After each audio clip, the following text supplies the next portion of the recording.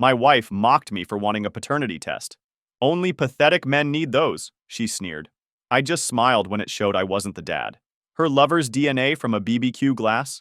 Perfect match. When her lawyer demanded, your inheritance plus child support, I slid both tests across the table.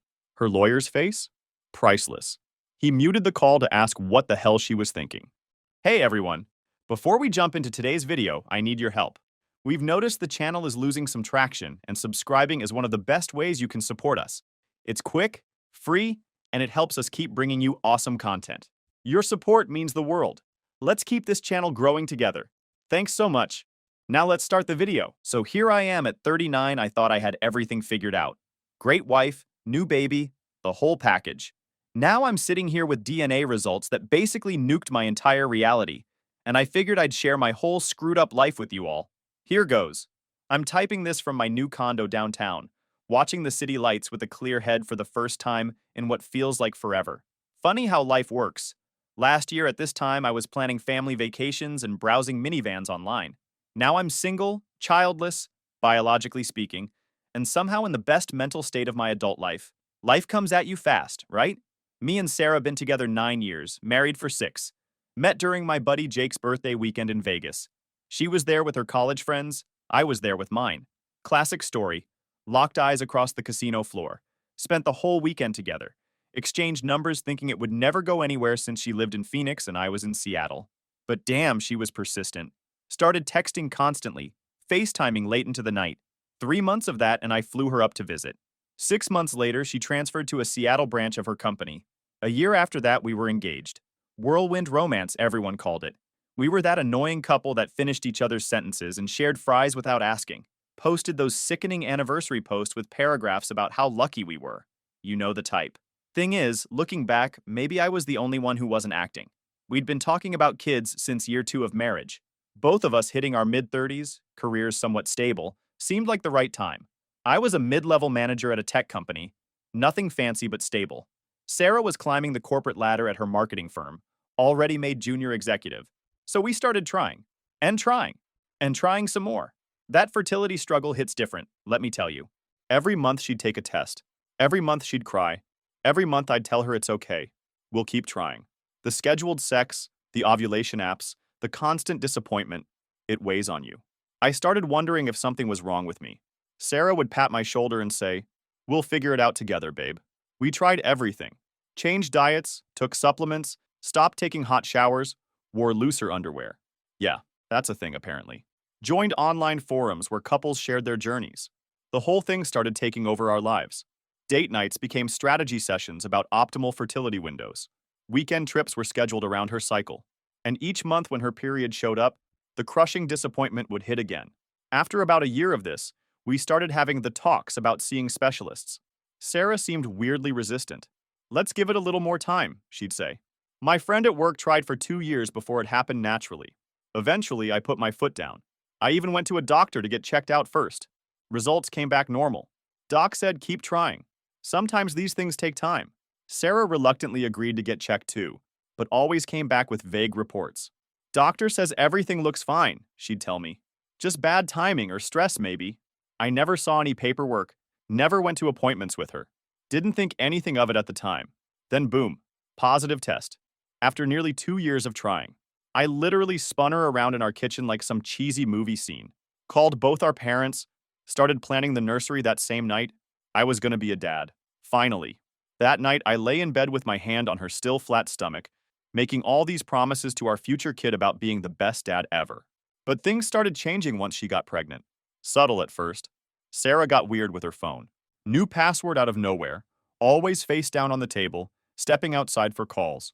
If I walked into a room while she was texting, she'd quickly lock the screen or switch to another app. Just Katie, she'd say when I asked. Her sister Katie, she never liked me much. Always made these little comments about how Sarah settled down too young, or how she was giving up her dreams by marrying me. Thought she was just being a protective sister? Turns out she was Iago in this whole Shakespeare tragedy. Sarah and I had always been pretty transparent with each other. Shared passwords, open phone policy, all that. Not because we were checking up on each other, just because we had nothing to hide. Then suddenly she's changing passwords, deleting browser history, getting work emails at 11 p.m. that she had to step outside to handle. Why is everything so secretive all of a sudden? I asked one night, after she snatched her phone away when I sat next to her. Pregnancy hormones make me weird about privacy, she said with this fake laugh. Plus, I'm planning your birthday surprise. My birthday was 7 months away. I also have to mention Nate, my best friend since freshman year of college, my best man, the guy who helped me pick out Sarah's engagement ring, the dude who held my hair back when I barfed after my bachelor party. Nothing crazy, just too much spicy food. The guy who drove 3 hours when my dad had emergency surgery, just to sit with me in the waiting room. The friend who helped me move 6 times in 10 years without complaining. Suddenly, he's at our place all the time, bringing her pregnancy cravings, building the crib, offering to drive her to appointments. Which was weird because before the pregnancy, they were friendly but not particularly close. Now he's texting her memes and inside jokes I wasn't part of. He's just excited to be Uncle Nate, Sarah would say. And honestly, I bought it. This was Nate, my boy. We'd been through everything together. Crappy apartments in college, my dad's heart surgery, his mom's cancer battle, the dude who passed up a job in New York to stay in Seattle when I got engaged because he couldn't imagine living that far from his best friend. No way he'd cross that line. I remember once when I walked in on them laughing in the nursery, Sarah sitting in the rocking chair I'd assembled, Nate kneeling next to her with his hand on her belly. They both got quiet real fast, but my dumbass just thought they were planning a surprise for me or something. What's so funny? I asked. Just Uncle Nate telling terrible dad jokes, Sarah said, not quite meeting my eyes. Gotta practice, Nate added quickly, for when I have my own someday. I even clapped him on the shoulder as I walked by. Idiot. Another time, I came home early from work with flowers, trying to be spontaneous, romantic husband and all that. Heard Sarah on the phone in our bedroom through the cracked door. I know. It's complicated. No, he doesn't suspect anything. Just stick to the timeline we discussed. When I pushed the door open, she hung up immediately. Work stuff, she said, taking the flowers. These are beautiful. What's the occasion? No occasion, I said. Who were you talking to? Just the office. Year-end projections are stressing everyone out. It was April, but I didn't push it. Just another item on the growing list of weird behavior I was choosing to ignore. Jackson was born on a Tuesday morning after 16 hours of labor. I was there for all of it. I cut the cord, ugly cried, the whole 9 yards. Called him my boy about 1,000 times in the first day alone. My parents drove 3 hours to meet him right away. Even my dad cried. First time I'd seen that since his father died. Those first couple days in the hospital were a blur. Through it all, Sarah seemed off somehow. Not the glowy new mom I expected. Almost nervous, watching my face whenever I held Jackson. But I chalked it up to hormones, exhaustion, the whole first-time parent anxiety thing. And as the weeks went by, things got so weird. Everyone kept saying he has your nose or that's definitely your chin, but I couldn't see it. The kid looked nothing like me. I got brown hair, brown eyes. So does Sarah.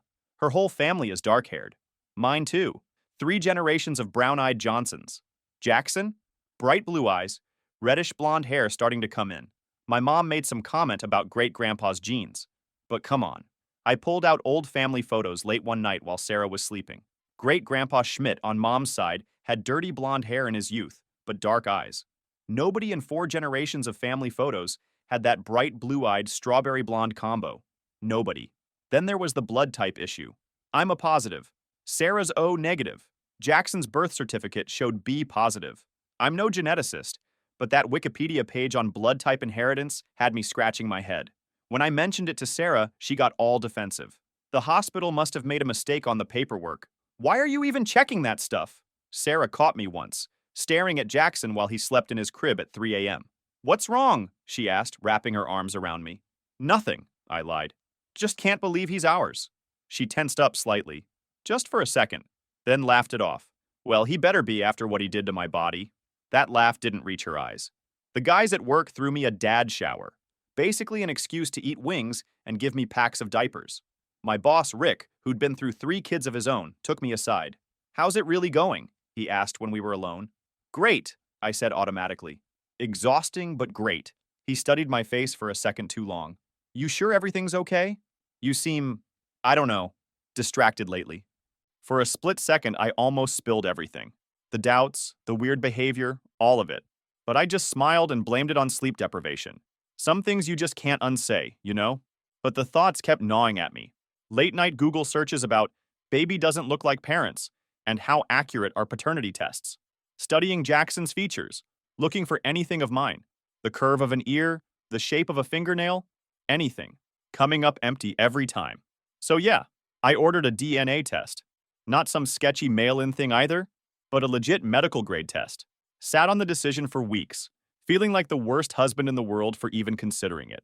What kind of man doubts his wife like that? What kind of father questions if his child is his own? But then I'd look at Jackson, at those crystal blue eyes that matched exactly 0 people in our families, and the doubt would creep back in. Started having trouble sleeping. Lost my appetite. Sarah noticed. Asked if I was coming down with something. Just work stress, I lied. Finally, I couldn't take it anymore. Told Sarah about the test one night over dinner, thinking she'd reassure me or whatever. Maybe get upset that I doubted her, but ultimately understand my concerns and put them to rest. Instead, she laughed. Like, actually laughed in my face. Oh my God, Marcus? Seriously? You're being ridiculous. You think I what? Had some secret affair with whom? The mailman? Come on. That reaction? Not what I expected. Not anger, not hurt, but dismissive laughter. Like my concerns were a joke, not worth taking seriously. She turned it into this running joke. Every diaper change. Better make sure he's yours first. Every feeding. Careful, might be raising the mailman's kid. Every time Jackson did something cute. Sure you want to get attached? Might not be yours, remember? It was weird and uncomfortable. Like she was trying to make me feel stupid for even considering the possibility. Classic gaslighting, though I didn't recognize it as such at the time. I did the test anyway, swabbed the kid while she watched and made more jokes. She even took pictures of me doing it, posted them on Instagram with some caption about paranoid first-time dads. Her friends all commented laughing emojis. Mailed it off feeling stupid, like maybe I was just being paranoid. That's what she wanted me to think, that I was the crazy one. The test wasn't cheap either. $500 for the premium package with expedited results. Paid for it from my personal account so it wouldn't show up on our joint card statement. Kept checking my email obsessively for the results. Every notification had me jumping. 2 weeks later, middle of a Tuesday at work, the email hits. Thank you for using premium paternity testing services. Your results are now available in your secure customer portal. Heart pounding, I logged in, clicked through 3 screens of verification, and there it was. Probability of paternity, 0%. Not 99.9% like I'd hoped. Not even 50% or 25% or some weird statistical anomaly that could be explained away. 0. Not even a maybe. Not even a slim chance. My son wasn't my son. I read the email 4 times, checked to make sure it wasn't spam, logged into the testing company's website to confirm. Every time, same result. No possible way that kid was mine. The room started spinning. Literally felt like the floor was tilting beneath my chair. 5 months of diaper changes, midnight feedings, pediatrician visits, baby classes, all for what? Someone else's kid? My coworker Brad found me staring at my screen, not blinking. Yo, Marcus, you good? Look like you seen a ghost. Almost told him, but something made me keep quiet. If Sarah could lie about something this massive for this long, I could keep my mouth shut while I figured out what to do. I closed my laptop and left early. Told everyone I was feeling sick.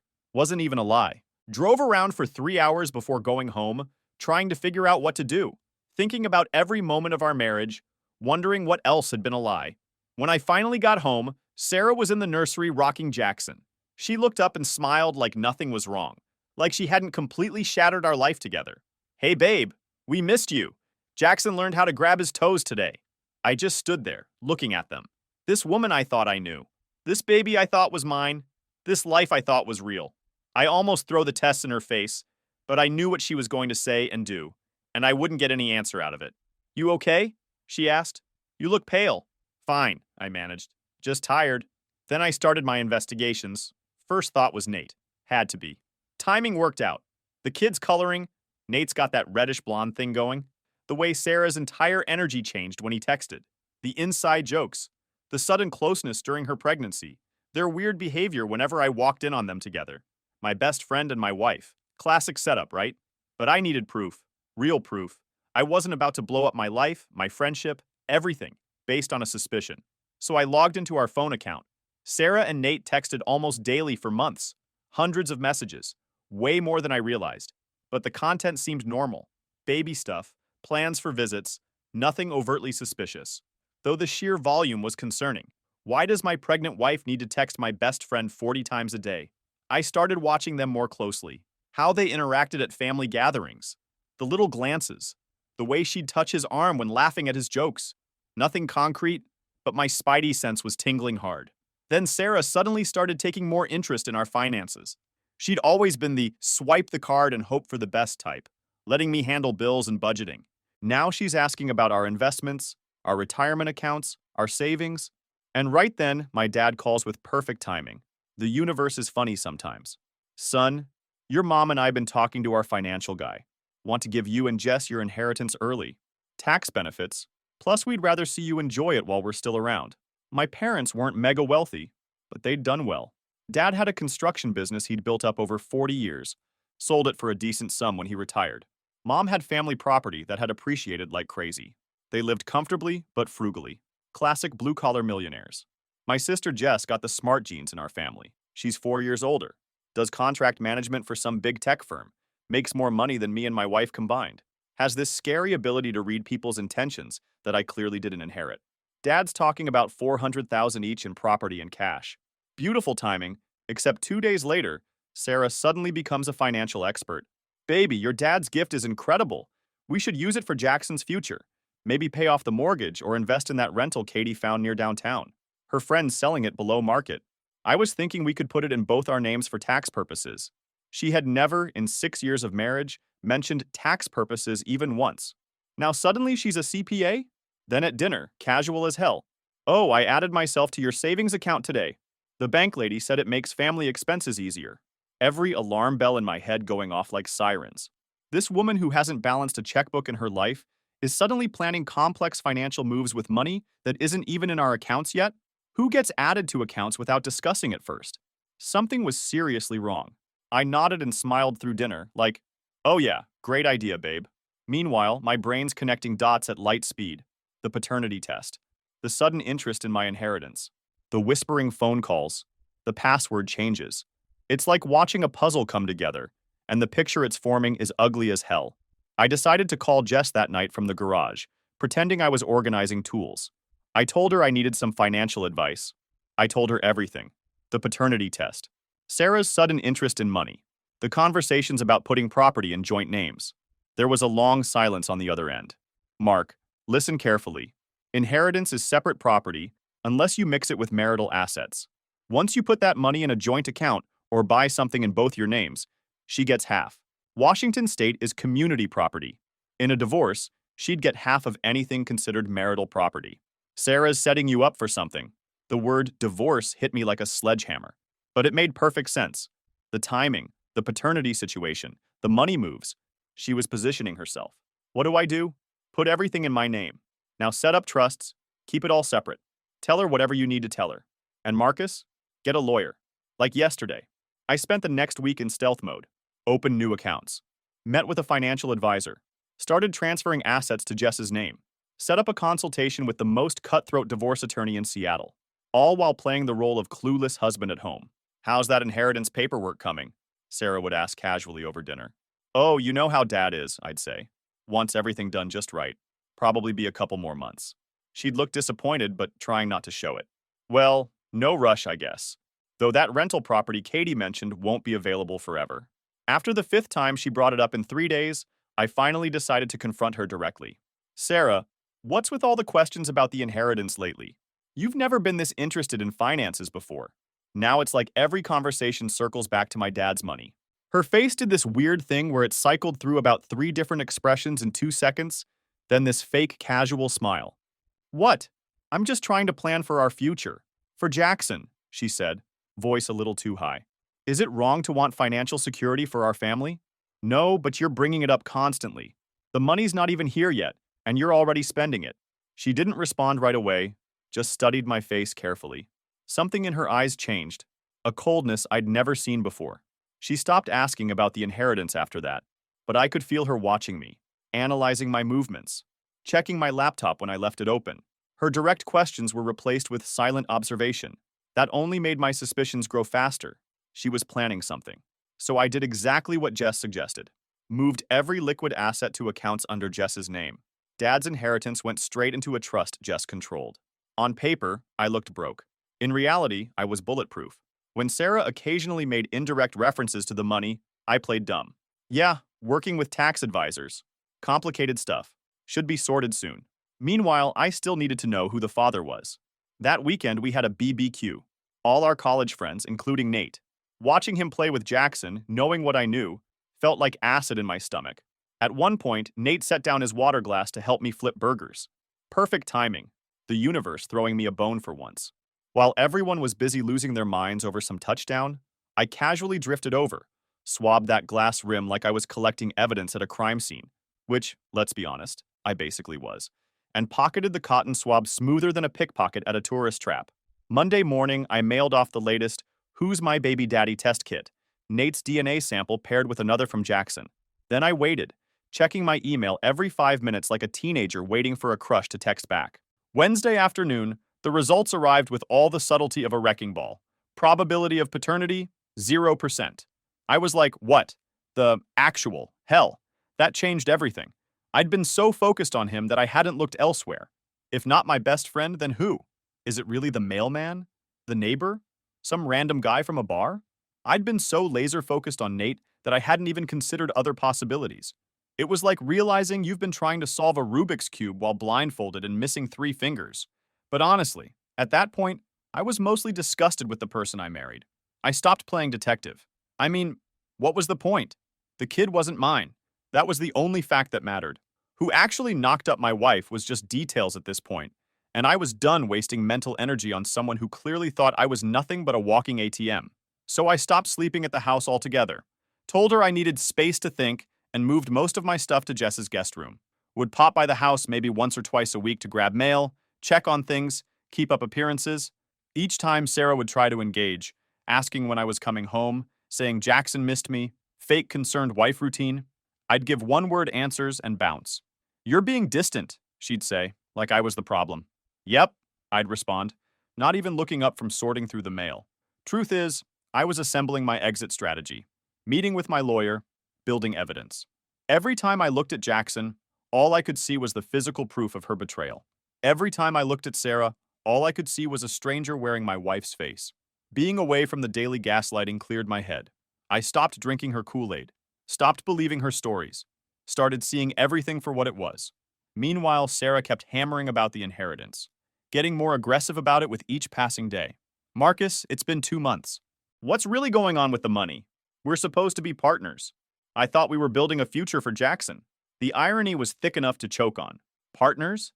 Future? Please? Finally, I threw her a bone. You're right. Let me transfer $50,000 for the house on Monday. Her whole face changed, like she'd won the lottery. Really? Oh, baby, I knew you'd understand. Katie's friend said we need to move fast on that rental property. So I transferred exactly $50,000 from our joint savings to another joint account labeled Home Improvement. Showed her the confirmation. See?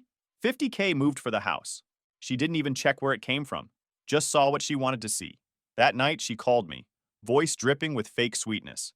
I miss you, she purred. Jackson misses you. Maybe we could have a special night when you come over.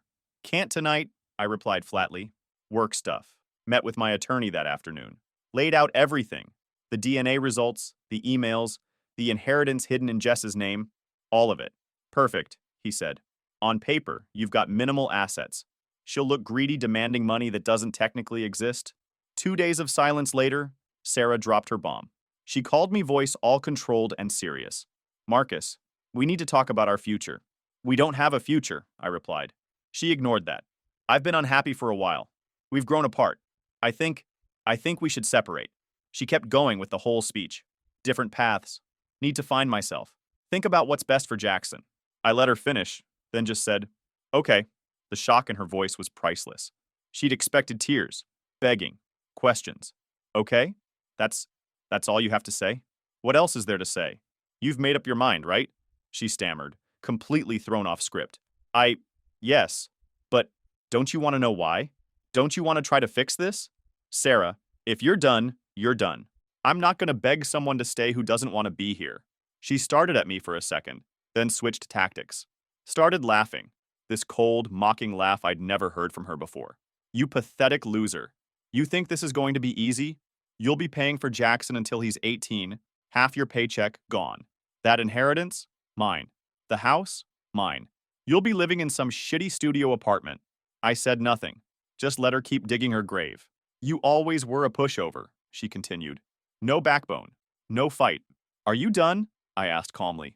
Oh, I'm just getting started. By the time my lawyer finishes with you, you'll wish you'd never been born. You think okay is an answer?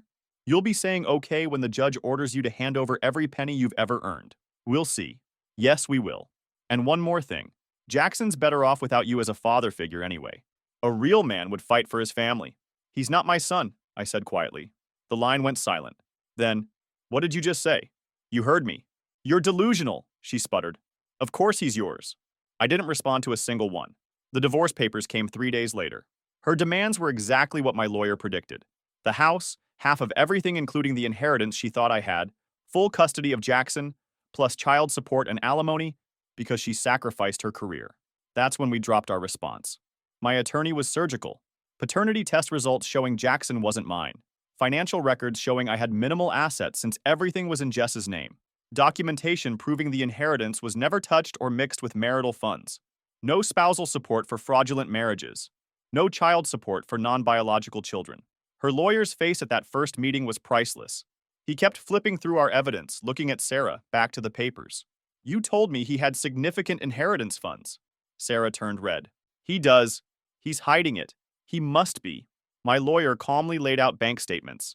My client's personal accounts show minimal assets.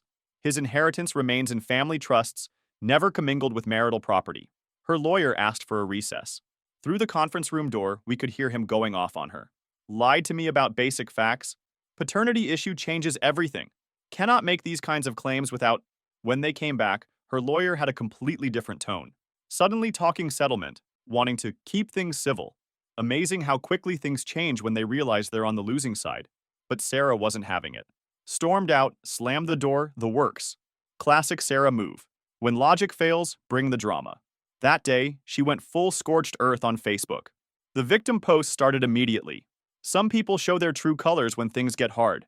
Starting over as a single mom, Jackson and I will be stronger without toxic people. When someone chooses money over their own child, her friends and Katie ate it up. Comments about deadbeat dads and real men flooded in. I didn't respond to any of it, just sat back and watched her dig her own grave. Then Sarah made her big mistake. Posted a photo of me holding Jackson as a newborn. Remember when you pretended to care? Some men just aren't built for fatherhood. She tagged my family, my workplace, everyone we knew. My mom had enough. This sweet woman who barely uses Facebook dropped the hammer. Interesting narrative from someone who knows the DNA tests proved Marcus isn't Jackson's biological father. Maybe save this energy for finding the actual father? The comments blew up like a nuclear bomb. Sarah tried damage control, deleted everything within an hour. But too late. Screenshots are forever, baby. My phone buzzed right after. How dare your mother say that publicly? Do you know what you've done? Sarah texted. I just put my phone down. Didn't bother responding. What was I supposed to say? Truth sucks, doesn't it?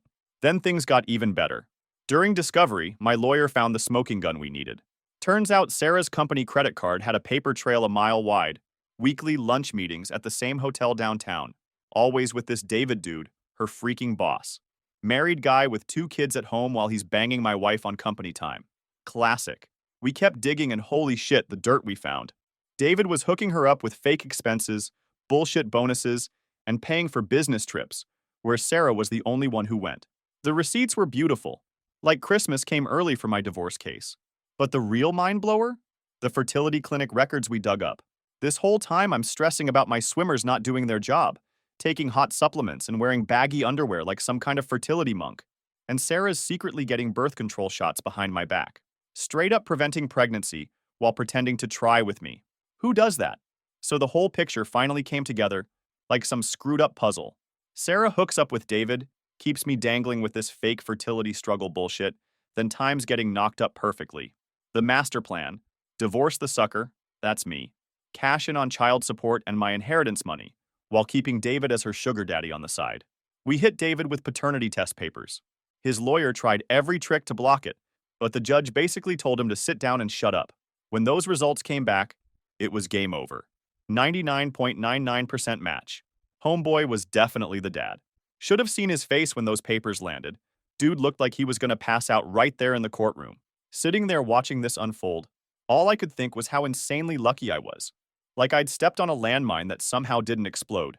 The final hearing was something else. David's wife sat in the back row looking like she was planning a murder. Sarah kept whispering frantically to her lawyer, who just kept shaking his head.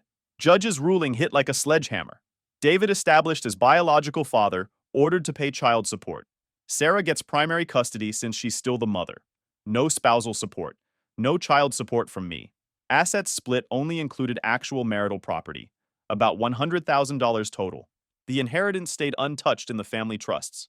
And the cherry on top? Judge ordered Sarah to pay all my legal fees because of her bullshit fraud scheme. Said something about egregious conduct and deliberate deception. Legal talk for, you tried to scam this dude and got caught. When Sarah heard she had to pay my attorney fees out of her share of the assets, she absolutely lost her shit. Started screaming in the courtroom about me stealing from Jackson and hiding money. Judge shut that down real quick. Basically told her that her own texts and emails proved she knew exactly what she was doing the whole time. On our way out, David tried approaching Sarah in the hallway. She turned her back on him like he was invisible. Guess the affair wasn't so hot once the money dried up. And let me tell you, the aftermath hit her like a freight train.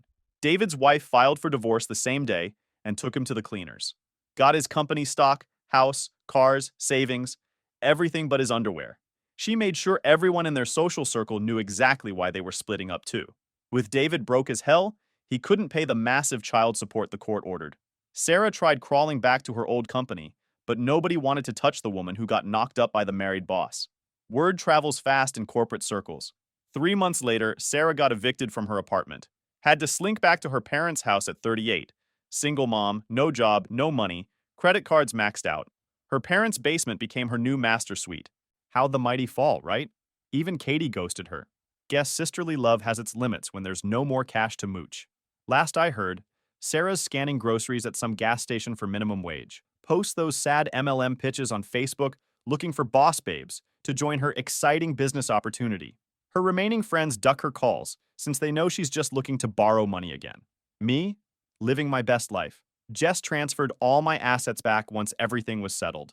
Got myself a sick penthouse downtown, started hitting the gym again, reconnected with old buddies, and took that European trip I'd always talked about. Amazing how your career takes off when your home life isn't a dumpster fire. Walked away with my dignity, my money, and the satisfaction of watching karma do its thing in real time. Never had to rub it in. Her life is doing that job for me every single day. Moral of the story? When your wife suddenly needs access to your inheritance while texting shady shit about the plan, lawyer up fast. And sometimes just saying okay and walking away is the biggest power move of all. Trust your gut, protect your cash, and remember, you can't lose a game you refuse to play.